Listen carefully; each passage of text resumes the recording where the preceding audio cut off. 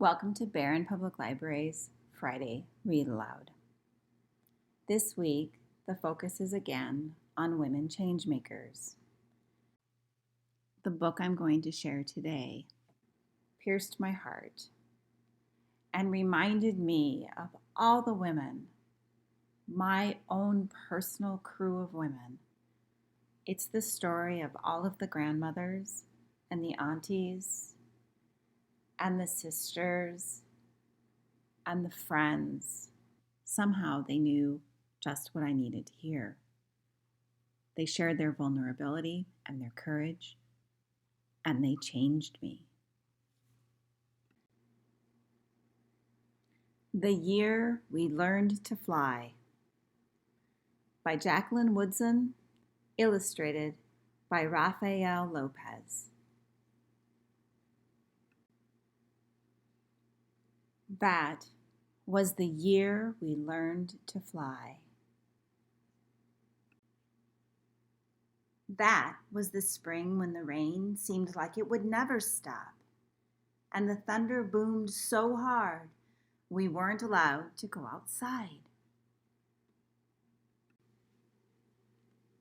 Use those beautiful and brilliant minds of yours, my grandmother said.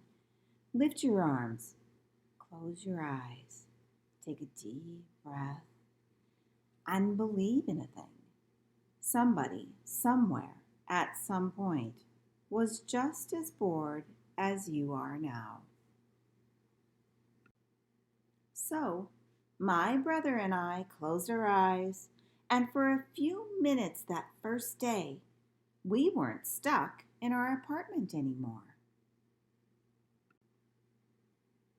We were flying over the city we'd known all our lives, but it was suddenly different, exploding with every kind of flower we'd ever dreamed of growing.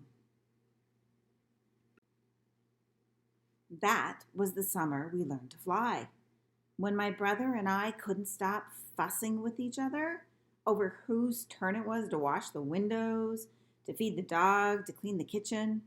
We fought and frowned and made silent promises to never speak to each other ever again.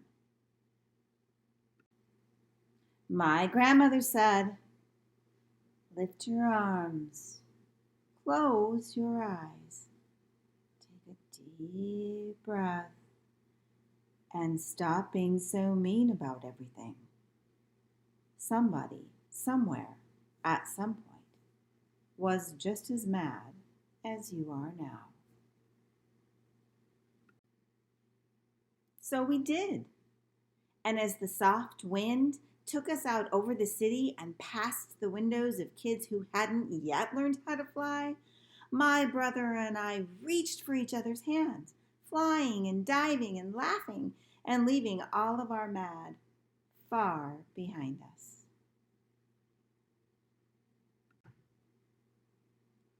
That was the autumn our rooms felt too big and lonely, with only us in them and the darkness coming on so fast. But while we hugged ourselves against the too quiet of it all, we remembered that we didn't have to be stuck anywhere anymore. My grandmother had learned to fly from the people who came before. There were aunts and uncles and cousins who were brought here on huge ships, their wrists and ankles cuffed in iron. But my grandmother said, "Nobody can ever cuff your beautiful and brilliant mind." So our people learned to fly, she said.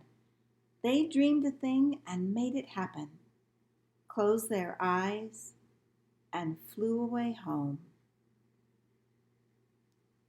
Lift your arms, my grandmother said. Close your eyes and remember somebody, somewhere, at some point, had to figure out they could fly. That was the winter we moved away from the buildings and the block and the friends we'd always known. to a street where the kids looked at us funny and didn't even answer when we asked them if they wanted to play. "It's okay," I said to my brother. Somebody, somewhere, at some point, had to figure out they were ready for any new thing coming their way. So, like the people who came before us, we lifted our arms even higher, closed our eyes even tighter, breathed in even deeper, and flew the way we'd always known how to fly, free as the aunties and uncles and cousins who'd come before us, free as our own beautiful and brilliant minds. For a long time, the kids on the ground watched us. Then, one by one, they lifted their arms. One by one, they too learned to fly. I would like to extend a very special thank you to Jacqueline Woodson and Rafael López. This story, this work of art, captures the heart of our complicated and beautiful lives.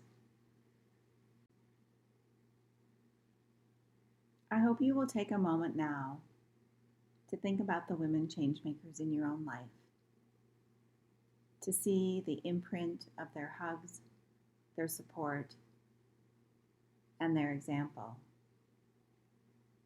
And remember the words they share that help bring change to your heart. Until next time, this is Miss Patricia. Keep breathing.